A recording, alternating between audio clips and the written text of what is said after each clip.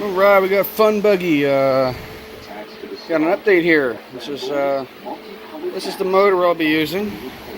This is a bunch of different parts from a bunch of different motors, and something I've been sitting on a corner wanting to stick in something one day, and I'll crank it up and run it once in a while. And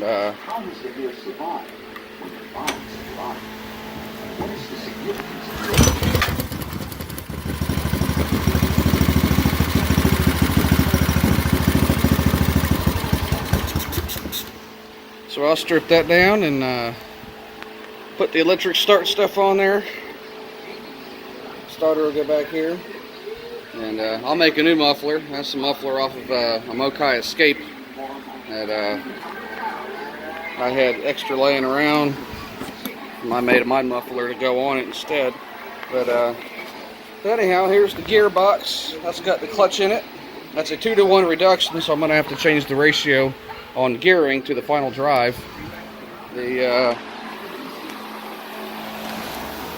input shaft from the torque converter, I machined all that off, so I just had the shaft here, and so now that'll slide on here, and I'll probably put a pin in it to hold it on the shaft. And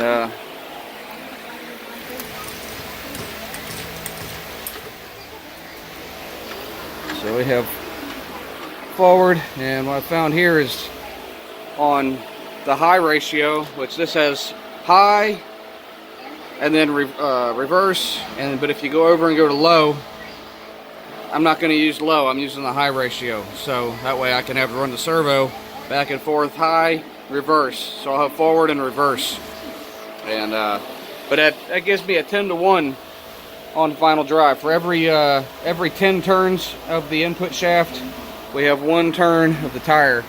And I still got to do the math and figure out what RPM at the motor and what RPM, and ultimately find out what my top speed will be, or to gear this to where I want my top speed to be. Really is what that boils down to. I don't need it to go fast, and but I don't want it to go too slow either. So I'm going to figure out what kind of speed I want to see out of this. Probably 30 or 40 would be cool. I don't think we want to go any faster with something like this. So, especially when I'm not going to be redoing the hydraulic part of these brakes.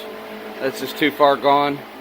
And but they had a mechanical brake, and I took this caliper apart, cleaned it up, and the pads were shot, so I just put another piece of metal in there to space it out. I'll get some new pads later, but we have brakes.